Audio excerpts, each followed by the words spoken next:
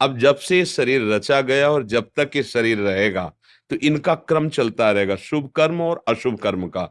हमें ऐसे व्यक्ति मिलेंगे जो कभी सुख पहुंचाएंगे, ऐसे व्यक्ति मिलेंगे जो कभी दुख पहुंचाएंगे, ऐसी वस्तु मिलेगी जो कभी सुख पहुंचाएगी, ऐसी वस्तु मिलेगी जो कभी दुख पहुंचाएगी, ऐसे रिश्ते बनेंगे, ऐसे संतान होंगी, ऐसा व्यवहार होगा जो कभी सुख पहुंचाएगा कभी दुख पहुंचाएगा। क्योंकि मेरे कर्म दो ही प्रकार के हैं, शुभ और अशुभ।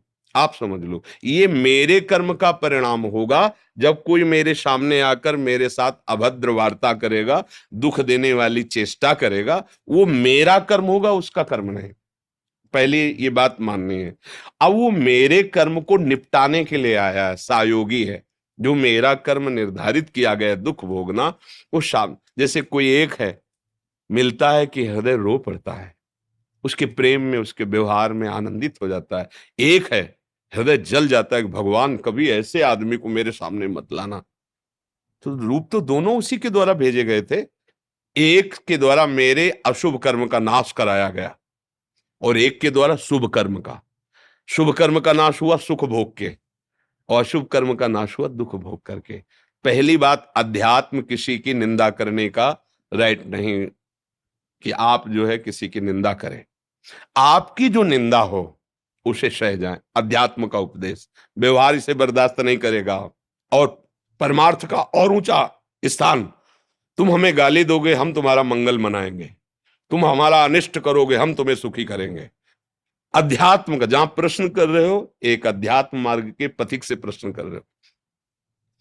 दूसरी बात, हमारे प्रभु सबके हृदय में ईश्वर रूप से विराजमान है। ईश्वर जो सबका शासन करता है। जैसे जो दुष्ट स्वभाव के लोग संसार का विनाश करना चाहते हैं, अस्त्र भी हैं, शस्त्र भी हैं और उनके पास सामग्री सैनिक भी हैं, पर वो कर पाते हैं क्या? उतने को मार पाएंगे जितना मारना है। विनाश लीला में जितना उनको दिया गया उतना ही कर पाएंगे, इसके आगे नहीं कर पाएंगे। ईश्वर सबके बैठा हुआ है हृदय में। तो वो जो ईश्वर हृदय में बैठा हुआ प्रेरित करके मेरे सामने दुखद परिस्थिति की, तो हम उसके बच्चे हैं, वो हमारे सामने क्यों करेगा ऐसा? है कोई मंगल विधान।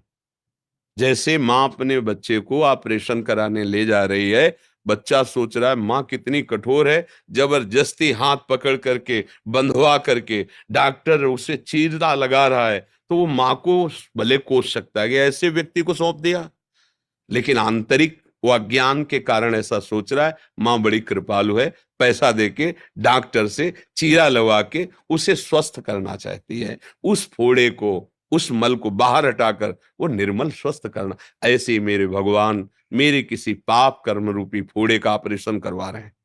इतना सा अगर समझ रखोगी तो हृदय शीतल हो जाएगा। कुछ मंगल होने वाला है, कुछ आनंद होने वाला है, मुझे सावधान रहना चाहिए, मेरे अशुभों का नाश हो रहा है। भगवान मंगल करने के लिए ऐसा अध्यात्म, और इसी से सहा जा सकता है। अगर अध्यात्म में चलना है तो अंदर अगर सोचो कि इसके आगे वो बढ़ जाएगा, तो ईश्वर है, आप और उसके बीच में ईश्वर है जिसकी आप आराधना करते हो, ऐसा कभी नहीं होने देगा।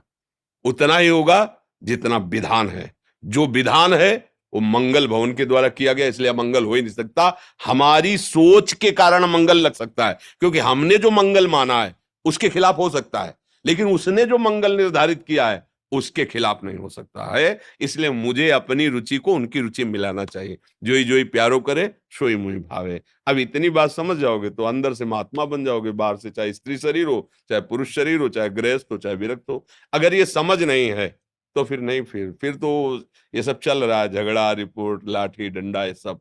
ऐसे कह दे कि कोई ऐसे तो पूरे जीवन में भ्रमण करते रहे हैं। हमारे प्रारब्ध को भुगाने के लिए भले कुछ कोई, अन्यथा किसी की ताकत नहीं। ऐसे बैठे थे, सैनपुर है गंगा किनारे, सैकड़ों सांप वहां, सैकड़ों वर्ष पुरानी तपोभूमि। ऐसे मतलब 90 बीघा 100 बीघा का तो केवल बगीचा है और उसके पुराने पुराने